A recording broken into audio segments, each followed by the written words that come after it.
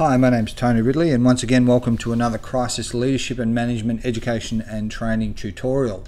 In previous sessions we've spoken about the basics of crisis management. In this session we're going to expand on that theory and that process and just recap that the essence of successful crisis management and the preferred outcome and the desirable effect is that ensuring that the unified effort to maximize a correction, the unified effort to minimize the impact of events that may result in a loss of life, earnings, market share, or future prospects is the fundamental basis for success for crisis management. Ensuring that everybody's coordinated, everybody's moving in the same direction, and everyone shares the same desired outcome in order to mitigate or prevent all of those negative aspects.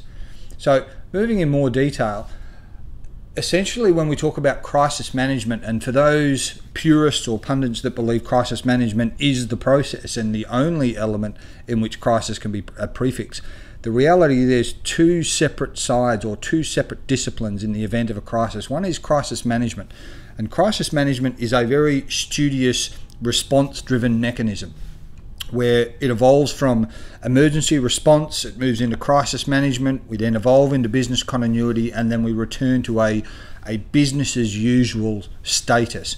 It's not necessarily a visionary process. Often it's a case of almost looking at one's feet and cleaning up the mess as it's created and responding to a set of circumstances. The reality is that is by definition great management. However, crisis requires an element of forethought and vision and certainly steering or navigating the road ahead. So whilst crisis management is very absorbed in the processes and the systems and the documentation and the regimentation of a response mechanism, the reality is that what separates crisis management and leadership comes down to two very basic distinctions, and that is, under management, it's process-driven, reactive, it's very inward-focused, and it's often bureaucratic in terms of who can provide me this and the funding and the approvals and all of those sorts of things.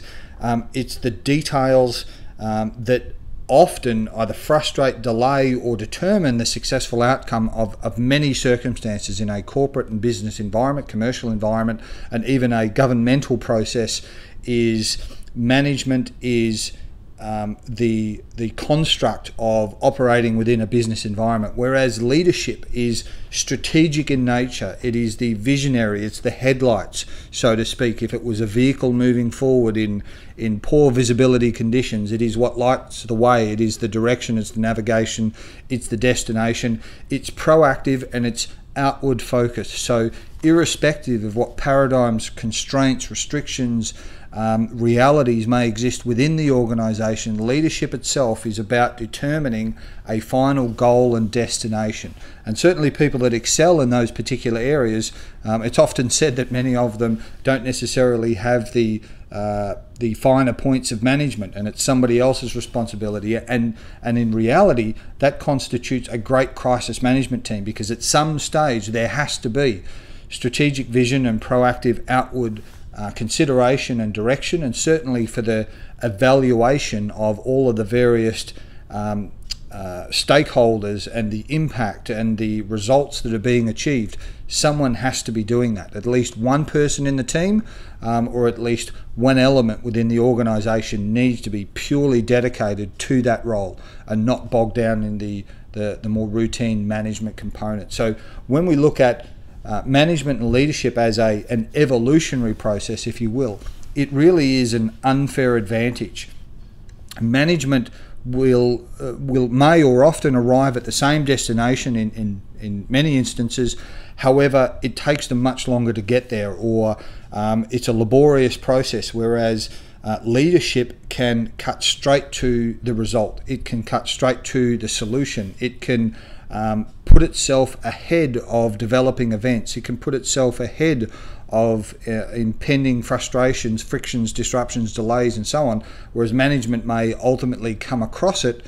Leadership is really what determines how it's going to navigate or leapfrog those particular obstacles that will be presented along the way. So once again, management and leadership. Leadership is significantly more valuable, and something that lacks in many crisis management structures or crisis response structures is a developed, prepared, educated and experienced leader or leadership.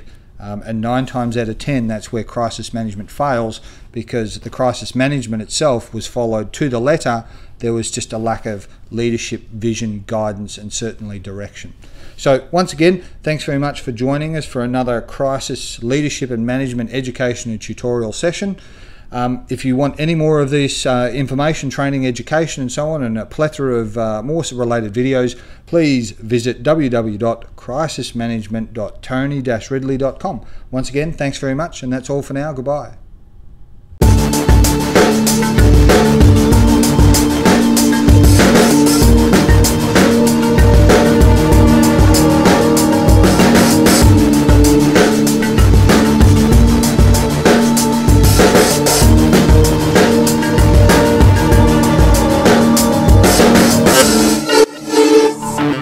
Yeah.